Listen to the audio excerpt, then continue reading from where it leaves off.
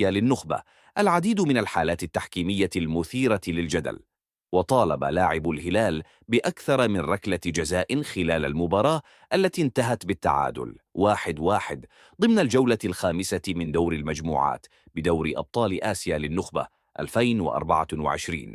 وقال ياسر القحطاني نجم الكرة السعودية السابق في تحليله الأخطاء التحكيمية على قناة بي إن سبورتس: المباراة سُرقت من الهلال اليوم بقرارات الحكم. وأضاف في تحليله بين الشوطين: بصرف النظر عن الخصم، الحكم مبيت النية لدرجة أن الهلال لو سجل هدفا ثانيا في الشوط الثاني أشك أنه سيحتسب الهدف.